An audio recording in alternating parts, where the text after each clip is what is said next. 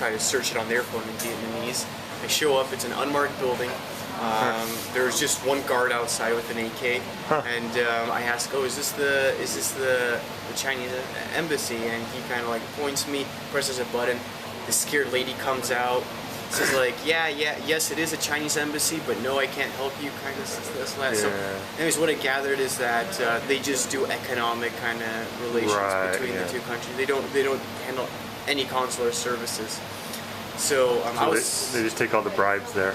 Yeah, I guess so. I mean, or some Chinese are in trouble or something, maybe there, and just kind of to help people out, maybe. Maybe, because I mean, even in Chinese, it didn't have any like signs or plaques. So it was quite odd. And I mean, later I learned that a couple of years ago there was some like riots outside of some Chinese embassies and factories here in Vietnam. So maybe that would be the reason why they tried to like demark it.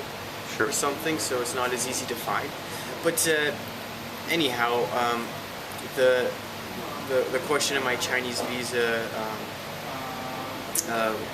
was kind of left there, and then I kept going across the Hai Van Pass. So it's this mountain pass along the coast, gorgeous, but it brings you to the city of Hue, which is the old capital, the ancient capital. And in Hue, I got sick actually, so I was there for 2 days. Like food poisoning, or no. Even now, I still got some residual, just like sinus infection or something. But I knew that I couldn't keep going back into the mountains, so I kind of tried to work it off. But to my fortune, I discovered a really nice vegan place there. Oh, really? Man, it was. Incredibly cheap, like 10,000. Wow. A plate of rice for the soup. I practically had everything on the menu. I think they even took a picture of it. Yeah. But yeah, it's for 10,000. That's less than 50 cents. Yeah. Oh, and it was all really good, delicious food. Yeah, but it brought me back to strength, and good. From there on, I cut inland towards towards Laos, to the Ho Chi Minh Road. Okay. And then basically that goes up to stretches about 1,000 kilometers through mountains, kind of like hugging the Laos border to Hanoi, where I got into yesterday. So. Wow. Yeah, the road was very isolated.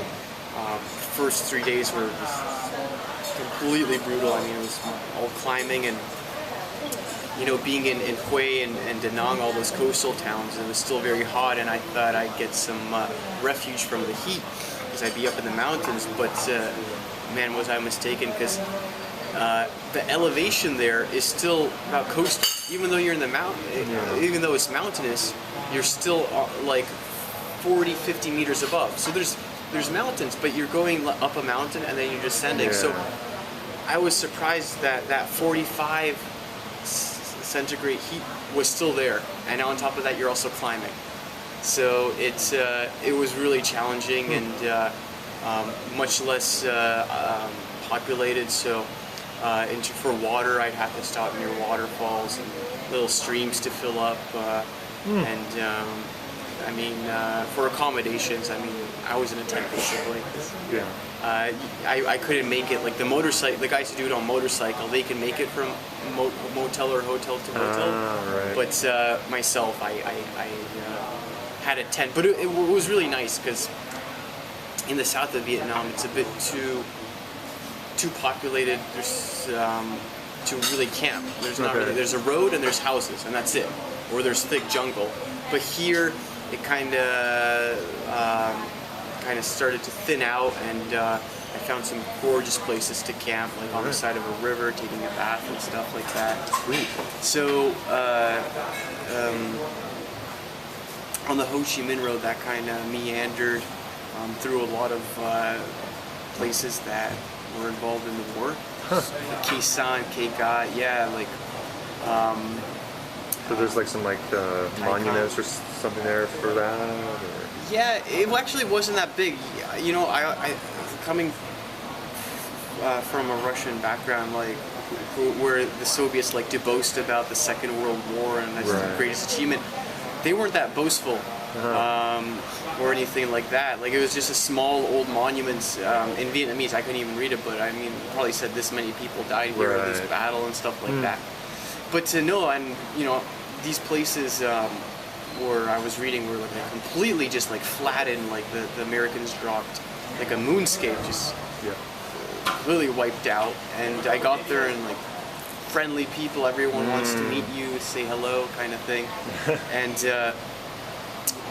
Going from those town to town, about 100K, not really much in between. And then after that, I started to descend, get a bit more plateauy until I reach Phnom Penh, which is where all those beautiful karst caves are located. So all the limestone, in fact, the biggest cave in the world is there. Yeah, just discovered a couple of years ago. Didn't know that. So from there on, it would be flat and then punctuated by like these massive like limestone just like monoliths coming out. Gorgeous, amazing. Gorgeous. Yeah, I highly recommend checking it out. But the roads, the mountains started to kind of get flatter and flatter, and then it became like a fertile valley. So the roads started to hug against rivers. And flow closer and closer towards Hanoi until the last day, where there was more. Just 60 kilometers from here, there's still like these beautiful limestone mountains and stuff. Not even that far, but then more people. And yesterday, I finally arrived back to a place where they've got electricity and running water. So. Nice. Yeah. And when you're coming in through last night, there's a really big storm, right? Lots of rain. Yeah. I mean, I've never seen it. I mean, it's just like a land of extremes, because you know, with the massive heat and not seeing any rain, and then when it does rain, it just completely floods and it's just pissing. And coming in here, the streets of Hanoi, I couldn't even see them. I was just navigating with my Google Navigator, just trying to make my way to my host, and somehow I made it. But yeah. Right. Yeah. So, do you have any advice for anybody who wants to go and travel around the world or ride their bike around? What kind of advice you got? I have to say that really, if you're having doubts or considering it, anyone can do it. It's not a matter of age or your circumstances or stuff like that. If you want to do it and you want to see and experience stuff by means of immersion and actually not just blowing through on a tour bus or by plane, bicycle is by far one of the best ways to travel. And I mean, I've met retired people, people in their retirement, bike touring, and I mean, you just go at your own pace. You know, it doesn't have to be 150 kilometers a day. It can be 50, 60 k. I mean, there's so many different comfort levels, and you know, you can stay in a tent, you can stay in hotels, but it's probably one of the best ways to travel. And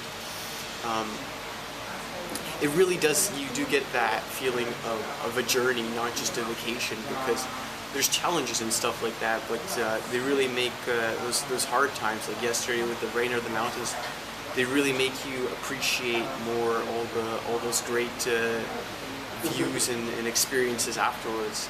Because otherwise, if you're just coming, you know, I've done road trips, I've done regular guided tours and stuff. When you're just taken from place to place, you don't really get that timeline, that story time, and you know, it just feels like you're going in a museum from one exhibition to another. There's really none of that feeling of the journey. Yep. So I find it one of the best ways to travel, and that's why until my legs stop working, I'll be on a bicycle, and then maybe a motorcycle afterwards. But yeah. All right, excellent. Thank you very much for telling your story. It was incredible, and we wish you luck after Hanoi, where you're going to go into China, right? Yeah, and we'll see how that works out. Hopefully China towards Shangri-La, maybe Beijing. Yeah. After, I don't know, maybe even Russia. All right. So below this video, I'll put a link to your email or maybe a Facebook or some way to Yeah. contact you. Is that okay? If anyone has any questions, please, I'm very